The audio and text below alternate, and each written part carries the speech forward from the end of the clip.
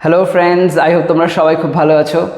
তো চলে আসলাম আরও একবার লং সেন্টেন্সের উপরে যে ভিডিও সিরিজটা আমি স্টার্ট করেছি, যেটা লাইক লাস্ট ডে থেকেই আমি স্টার্ট করলাম। সেখানে আগের দিনকে আমি আলোচনা করেছিলাম সিম্পল প্রেজেন্ট টেন্সের ব্যবহার করে বড় বড় সেন্টেন্সেস কত সহজে আমরা ট্রান্সলেট করতে পারি।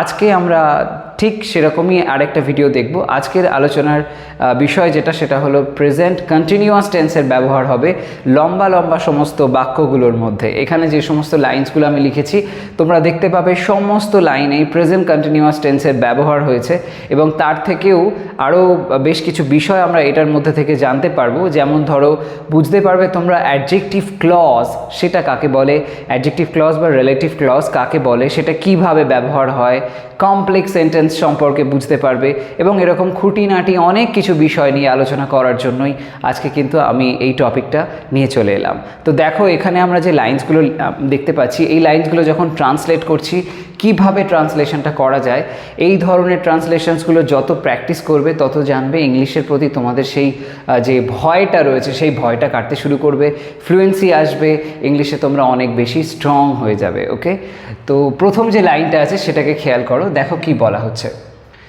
সে একটি চিঠি লিখছে তার কাকাকে পাঠাবে বলে, যে আমাদের সাথে বর্তমানে কাজ করছে আমাদের কলকাতা অফিসে।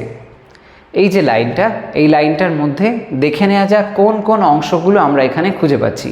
এই এত বড় লাইনটাকে যদি টুকরো টুকরো করে আমরা বোঝার চেষ্টা করি তাহলে ট্রান্সলেশন করাটা কিন্তু অনেক ইজি হয়ে যায়। তো আরেকবার লাইনটা আমি পড়ছি, মন দিয়ে শোনো। সে একটি চিঠি লিখছে, কাজটা চলছে। তো আমি তোমাদের আগেই বলেছিলাম প্রেজেন্ট কন্টিনিউয়াস টেন্সের ব্যবহার এখানে দেখতে পাবো। তো বর্তমানকালে কাজটা চলছে বোঝাচ্ছে, তার মানেই প্রেজেন্ট কন্টিনিউয়াস টেন্স। তো এটা একটা অংশ, সে একটি চিঠি লিখছে।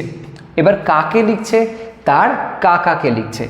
সে একটি চিঠি লিখছে তার কাকাকে পাঠাবে বলে, তার কাকাকে পাঠাবে বলে। তো এটা আরেকটা অংশ। সেই কাকা, সেই কাকাকে, সে যে আমাদের সাথে বর্তমানে কাজ করছে, আমাদের সাথে সেই কাকা বর্তমানে কাজ করছে। সেই আমরা এখন কোথায় আছি, আমাদের কোথায় তিনি কাজ করেন, আমাদের কলকাতা অফিসে। এটা হলো আরেকটা অংশ। এরকম কটা টুকরো হলো? একটা, দুটো, তিনটে, চারটে, চারখানা পার্ট এখানে আমরা দেখতে পাচ্ছি। প্রথম অংশটা এইটা, সে একটি চিঠি লিখছে, তারপরে তার কাকাকে পাঠাবে বলে, এটা আরেকটা অংশ। যে আমাদের সাথে বর্তমানে কাজ করছে, এটা আরেকটা অংশ। তিনটে অংশ গেল। এবার শেষের যে পার্টটা, আমাদের কলকাতা অফিসে, এটা আরেকটা অংশ হিসেবে আমরা ধরে নিলাম। এরকমভাবে চারটে পার্ট আমরা টুকরো টুকরো করে চেঞ্জ করব। এবার দেখা যাক কিভাবে ওটা আমরা ট্রান্সলেট করতে পারি। ওকে, প্রথম অংশটা, সে একটি চিঠি লিখছে, এটা লেখা যাক হি ইজ। হি ইজ যেহেতু প্রেজেন্ট কন্টিনিউয়াস টেন্স, তাই জন্য প্রেজেন্ট কন্টিনিউয়াসের ফরম্যাট অনুযায়ী এটা আমরা করছি। সাবজেক্টের পরে অ্যাম, ইজ বা আর, সাবজেক্ট অনুযায়ী একটা বসবে। তারপরে ভার্বের ফোর্থ ফর্ম বা বলতে পারি প্রেজেন্ট পার্টিসিপল, ভার্বের ফার্স্ট ফর্মের সাথে আইএনজি যোগ, এটা এখানে করতে হবে। হি ইজ চিঠি লিখছে, রাইটিং। হি ইজ রাইটিং, কি রাইটিং করছে? চিঠি, a letter. He is writing a letter. কেন লিখছে? এবার আমরা পরের পার্টে চলে আসব। তার কাকাকে পাঠাবে বলে, তার কাকাকে পাঠাবে বলে। He is writing a letter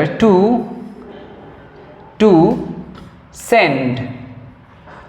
he is writing a letter to send ইট লেখা যেতে পারে, টু সেন্ড ইট, এটা পাঠাবে বলে। ইটটা দিলেও হয়, না দিলেও হয়। He is writing a letter to send it to his, তার কাকাকে পাঠাবে বলে, to his uncle. He is writing a letter to send it to his uncle. অথবা ইটটা যদি না দিই আমরা, he is writing a letter to send to his uncle, এটাও হয়, তাতে কোনো অসুবিধা নেই। সো ইট তুমি দাও বা না দাও ম্যাটার করছে না। টু হিজ আঙ্কেল, তারপরে তার কাকাকে পাঠাবে বলে, এই সেন্সটা চলে আসলো। এবার কি? যে আমাদের সাথে বর্তমানে কাজ করছে। যে, তো যে মানে কাকার কথা বলা হচ্ছে। তো এই যে সেন্সে আমরা ডব্লিউএইচ ওয়ার্ড হু এর ব্যবহার করে থাকি। তো হিজ আঙ্কেল হু আমাদের সাথে বর্তমানে কাজ করছে, হু ইজ কারেন্টলি, বর্তমানে সেন্সে কারেন্টলি ব্যবহার করলাম শব্দটা, হু ইজ কারেন্টলি আমাদের সাথে কাজ করছে, working with us, working with us. তাহলে এখান থেকে তিনটে অংশ কিন্তু হয়ে গেল। সে একটি চিঠি লিখছে, he is writing a letter, তার কাকাকে পাঠাবে বলে, to send to his uncle হলো। তারপর যে আমাদের সাথে বর্তমানে কাজ করছে, who is currently working with us হলো। এবার আমাদের কলকাতা অফিসে, অ্যাকচুয়ালি এখানে কমাটার প্রয়োজন নেই, আমাদের কলকাতা অফিসে, তো সেই সেন্সে অ্যাট আওয়ার কলকাতা অফিস। ওকে, তো চারটে অংশ আমরা এটা ভেঙে নিয়েছিলাম চারটে অংশে, তো পরপর সেগুলো আমরা করে গেলাম। এখানে দেখো আঙ্কেলের পরে হু ব্যবহার হয়েছে, যে হু বা যে ডাব্লিউএইচ ওয়ার্ডটা একটা এখানে রিলেটিভ প্রোনাউন, সেই রিলেটিভ প্রোনাউনটা এখানে দুটো সেন্টেন্সে দুটো অংশকে যুক্ত করতে সাহায্য করছে। এখানে যে আঙ্কেলের কথা বলা হচ্ছে সেই আঙ্কেলের সম্পর্কেই এই হু দিয়ে বাকি অংশটা বলা হয়েছে। তো এই যে বিষয়টা যখন আমরা দেখি যে একটা সেন্টেন্সের মধ্যে দুটো ক্লজ এমনভাবে যুক্ত হয় যেখানে কোনো একটা রিলেটিভ প্রোনাউন এরকম হু, হুইচ, তারপরে হোয়ার ইত্যাদি, এই সমস্ত আর কি রিলেটিভ প্রোনাউনগুলো যে নাউনটাকে উদ্দেশ্য করে, এই সমস্ত প্রোনাউনগুলো যে নাউনটাকে উদ্দেশ্য করে ব্যবহার হচ্ছে ঠিক তার পাশেই বসে এবং তাকে উদ্দেশ্য করে কিছু একটা কথা বলে, তখনই সেটা হয়ে যায় রিলেটিভ ক্লজ, বা এর আরেকটা নাম হলো অ্যাডজেক্টিভ ক্লজ। কেন অ্যাডজেক্টিভ ক্লজ? কারণ দেখো একটা অ্যাডজেক্টিভের কাজ কি হয়, অ্যাডজেক্টিভের কাজ হয় অ্যাডজেক্টিভ সাবজেক্টকে নিয়ে বা অবজেক্টকে নিয়ে কিছু একটা বলে, মোট কথা নাউনকে বা প্রোনাউনকে উদ্দেশ্য করে কিছু একটা বলে। তো সেই জন্য এরকমভাবেই এটাও কিন্তু প্রায় অ্যাক্ট করছে। এই যে ডাব্লিউএইচ ওয়ার্ড সহ বাকি যে ক্লজটা রয়েছে সেই ক্লজটা এই হিজ আঙ্কেল, এই আঙ্কেল নাউনটাকে উদ্দেশ্য করেই কিন্তু কিছু একটা কথা বলছে, ঠিক যেরকম একটা অ্যাডজেক্টিভ করে থাকে। যেহেতু অ্যাডজেক্টিভের মতন কাজ করে তাই জন্য এই নাম হয়ে যায় অ্যাডজেক্টিভ ক্লজ। ওকে, তো যখন অ্যাডজেক্টিভ ক্লজ করবে বা রিলেটিভ ক্লজ করবে এটা অবশ্যই খেয়াল রাখবে যে যাকে উদ্দেশ্য করে ডাব্লিউএইচ ওয়ার্ডটাকে ব্যবহার করলে বা লাইক রিলেটিভ প্রোনাউনটাকে ব্যবহার করলে সেটা যেন অবশ্যই সেই নাউন বা প্রোনাউনটির পাশেই বসে। এর থেকে যদি অনেকটা দূরে গিয়ে বসে তাহলে কিন্তু সেটা রাইট কনস্ট্রাকশন হবে না। ওকে, যাই হোক, তো এরকমভাবে আমরা এই লাইনটাকে ট্রান্সলেট করতে পারলাম এবং দেখে নিতে পারলাম এখানে রিলেটিভ ক্লজ বা অ্যাডজেক্টিভ ক্লজের ব্যবহার। নেক্সট লাইনটা এসো, এই লাইনটাতে কি বলা হচ্ছে দেখো, তুমি কি দাবা খেলছো তোমার মানসিক শক্তিকে উন্নত করতে, যা তোমায় সাহায্য করছে বারবার। দাবা খেলা তো খুবই গুরুত্বপূর্ণ একটা ব্যাপার, আমরা জানি দাবা খেললে বা চেস খেললে আমাদের বুদ্ধির বিকাশ হয়। তো এরকমই একটা সেন্সে এই লাইনটা লেখা হয়েছে এবং দেখো এখানে আমি একটা প্রশ্ন চিহ্ন দিয়েছি, তো জিজ্ঞাসাবোধক একটা লাইন এখানে করা হয়েছে। তো এখানে এই যে সেন্সটা আসছে এটার মধ্যে দেখে নেওয়া যাক কটা অংশ আমরা দেখতে পাচ্ছি। তুমি কি দাবা খেলছো, তুমি কি দাবা খেলছো, এই যে অংশটা এটা একটা পার্ট। কেন খেলছো? তোমার মানসিক শক্তিকে উন্নত করতে, এটা আরেকটা অংশ। যা তোমায় সাহায্য করছে বারবার। ওকে, তিনটে অংশে আমরা এটাকে ভেঙে নিলাম। ওকে, এই যে আমরা টুকরোগুলো আর কি, যে টুকরোগুলো আমরা করি একটা লাইনকে অনেকগুলো টুকরে হয়তো ভেঙে নেওয়া হচ্ছে, এটা কিন্তু তোমাদের বুঝে নিতে হবে লাইনটার মধ্যে কতটুকু অংশ নিলে একটা কথা সম্পূর্ণ হচ্ছে। যতটুকু অংশ নিলে একটা কথা সম্পূর্ণ হচ্ছে সেই ততটুকু অংশকে বুঝে নিয়ে সেটাকে ট্রান্সলেট করতে করতে যাবে, তাহলে দেখবে বিষয়টা অনেক ইজি মনে হবে। ওকে, তো এখানে তুমি কি দাবা খেলছো এই পার্টটুকু আগে লিখে নেওয়া যাক। দেখো কথাটা যেভাবে বলা হয়েছে, যদি আমরা বাকি সমস্ত অংশটা বাদ দিই, শুধুমাত্র প্রথমের অংশটাকে খেয়াল করি, তাহলে সেটা কি ধরনের প্রশ্ন বোঝাচ্ছে। তুমি কি দাবা খেলছো, এর উত্তর কি হতে পারে? হ্যাঁ খেলছি অথবা না খেলছি না, এরকম কিছু হতে পারে উত্তরটা। সেখানে নিঃসন্দেহে বিস্তারিত উত্তর হবে না। তো এই যে লাইনটা, যেখানে একটা এরকম ধরনের প্রশ্ন করা হচ্ছে, হ্যাঁ বা নায়ে যার উত্তর দেওয়া সম্ভব তাকে আমরা বলি ইয়েস নো কোয়েশ্চেন, যেহেতু ইয়েস বা নো দিয়ে উত্তর আমরা দিতে পারি। তো যখন এমন ধরনের প্রশ্ন হয় সেক্ষেত্রে WH ওয়ার্ড দিয়ে প্রশ্নটা করা হয় না, এবং সেখানে দেখা যায় WH ওয়ার্ড না ব্যবহার হয়ে শুধুমাত্র একটা অক্সিলারি ভার্ব সেন্টেন্সের শুরুতে ব্যবহার হয়ে লাইনটাকে বানাতে সাহায্য করে। তো এখানে আমরা ঠিক সেই প্রসেসটাই অ্যাপ্লাই করব। তো এখানে প্রথম যে অংশটা রয়েছে সেটাকে খেয়াল করো, তুমি কি দাবা খেলছো। তো এখানে তুমি কি, তুমি মানে ইউ, ইউ এর পরে যদি এটা আমরা প্রেজেন্ট কন্টিনিউয়াস টেন্সের ফরম্যাট অনুযায়ী ভাবি, যেহেতু খেলছো বলা হয়েছে, তো প্রেজেন্ট কন্টিনিউয়াস টেন্সের ফরম্যাট অনুযায়ী ভাবি, তাহলে কি হয়, তুমি খেলছো সেন্স হলে ইউ আর প্লেয়িং। তাহলে এখানে অক্সিলারি ভার্বটা কোনটা হচ্ছে, আর। এই যে আর, সেটা যেহেতু প্রশ্ন হয়েছে তাই জন্য প্রথমে আসবে, তারপরে যাবে সাবজেক্ট। তো ইউ আর হয়ে যাবে আর ইউ, তাহলেই মানেটা দাঁড়াবে তুমি কি, এরকম। ওকে, তো লেখা যাক, আর ইউ, তুমি কি দাবা খেলছো, are you playing, are you playing chess.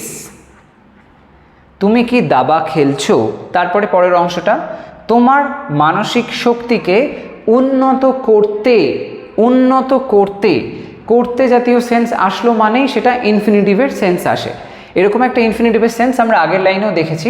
এই যে কথাটা বলা হয়েছিল টু সেন্ড, এই টু সেন্ড এটা হয়েছিল ইনফিনিটিভ।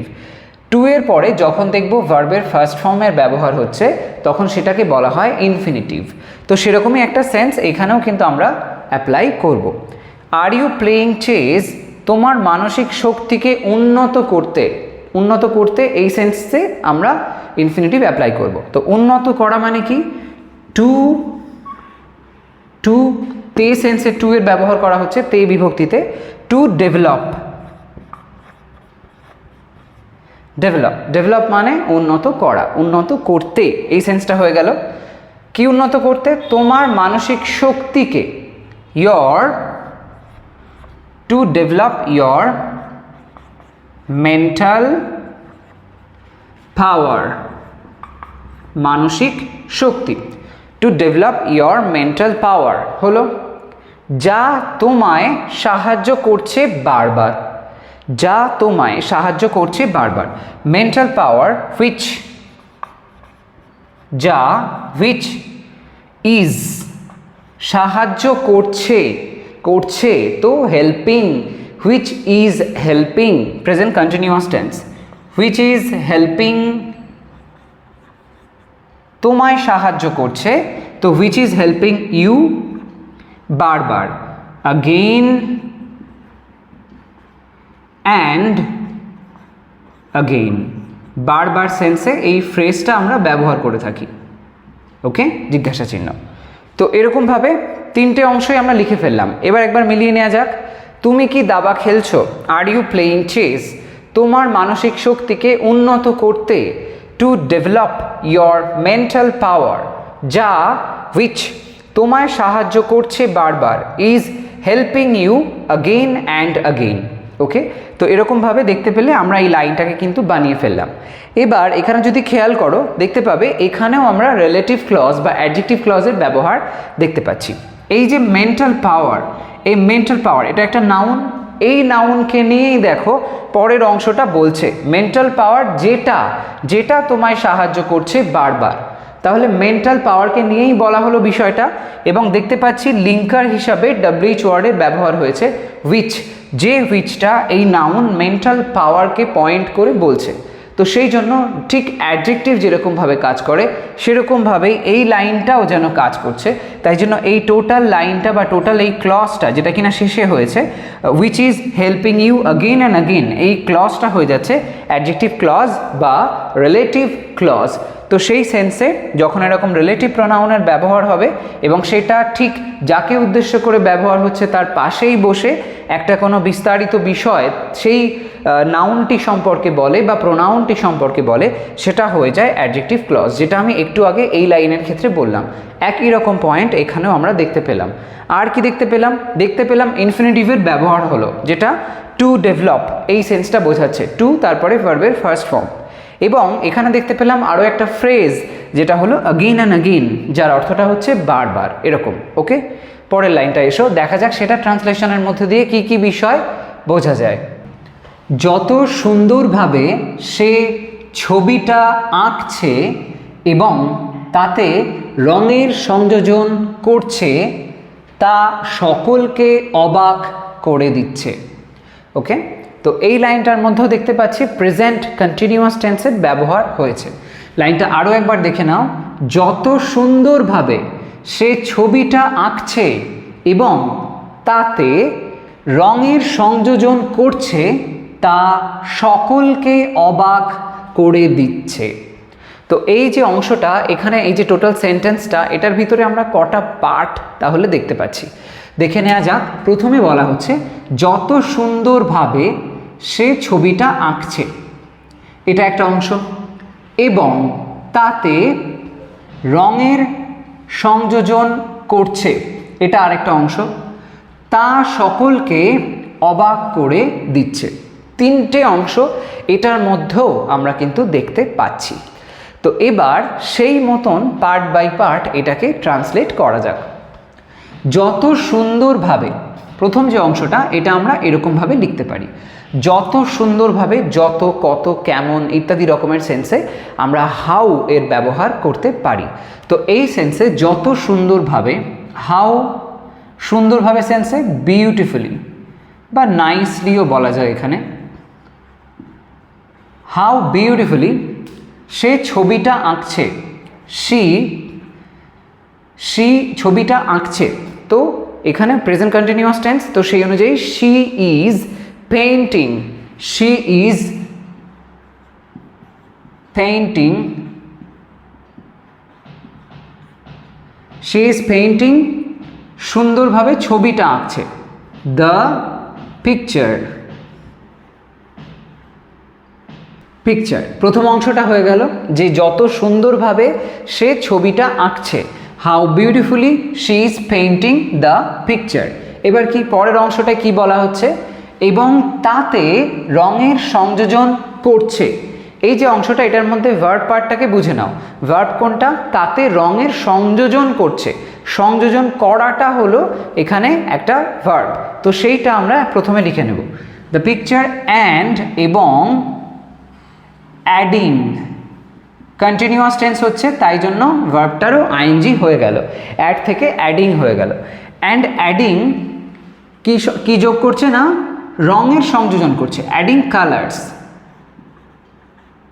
অ্যাডিং কালার্স, তাতে, টু ইট, অ্যাডিং কালার্স টু ইট, দ্বিতীয় অংশটা হয়ে গেল, এবং তাতে রঙের সংযোজন করছে, তারপরে কি, তা সকলকে অবাক করে দিচ্ছে, তা সকলকে অবাক করে দিচ্ছে।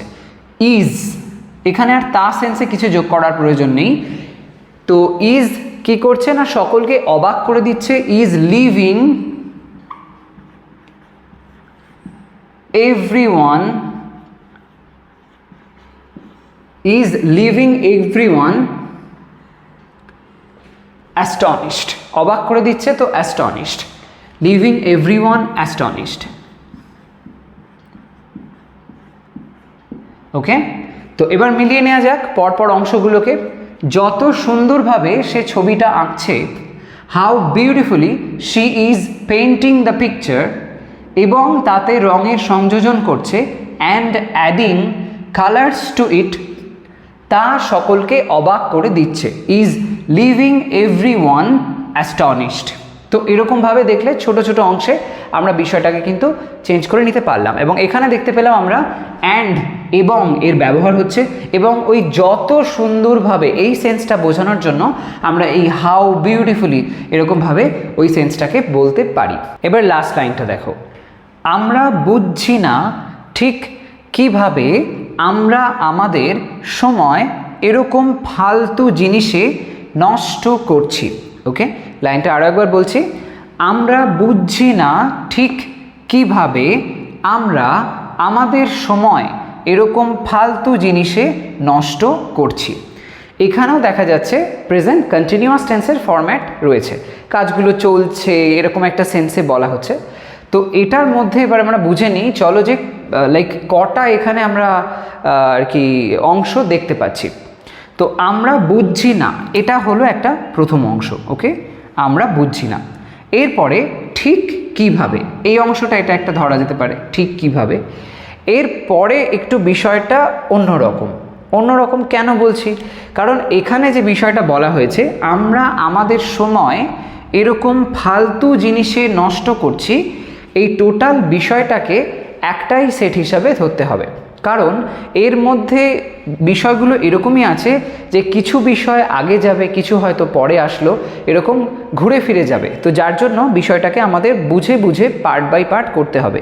এখানে কোনো পার্টিকুলার অংশে যদি আমরা ডিভাইড করে নিই তাহলে এটা করতে অসুবিধা হবে। তো টোটালটাই একটাই পার্ট হিসেবে আমরা এখানে ধরতে পারি যে এই সবটাই একটাই সেন্স দিচ্ছে। এইবার আমরা এটাকে ট্রান্সলেট করব। তো এটা ঠিক কিভাবে হয়, বিশেষ করে শেষের সেকশনটা, সেটা এখানে ভালো করে খেয়াল করো। প্রথম অংশটাকে আগে ট্রান্সলেট করে নিই।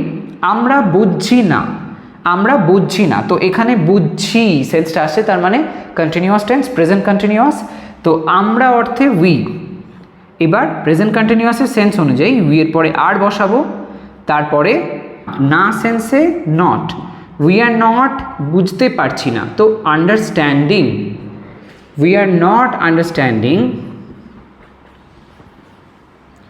আমরা বুঝতে পারছি না ঠিক কিভাবে। পরের অংশটা ঠিক কিভাবে, এক্স্যাক্টলি হাউ।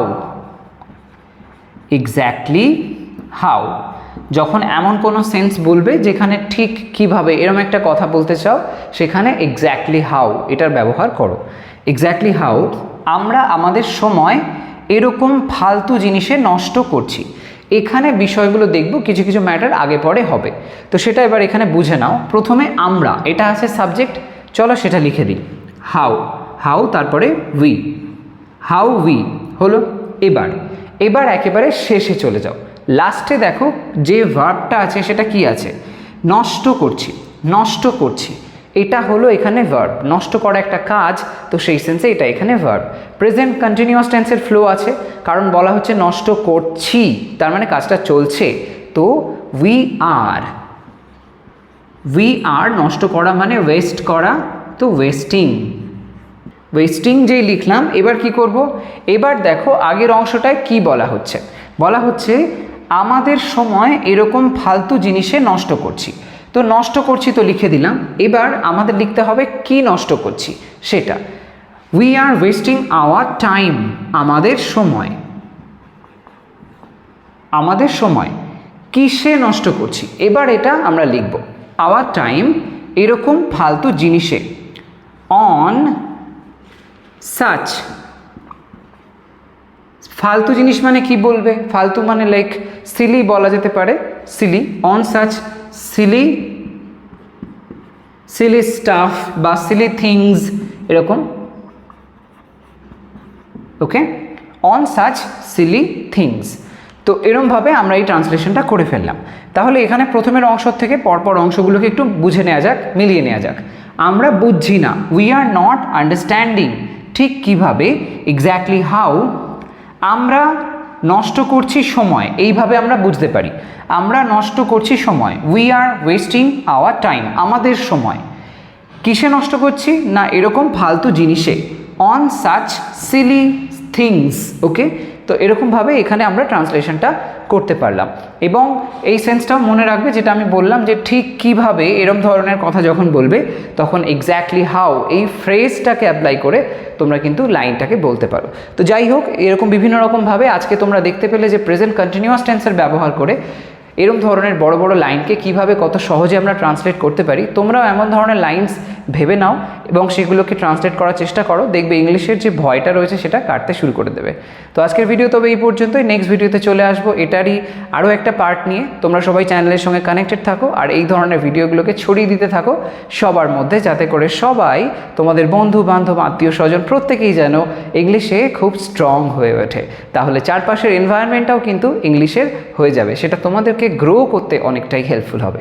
তো আজ তবে এইটুকুই। তোমরা সবাই ভালো থাকো, সুস্থ থাকো, বাই।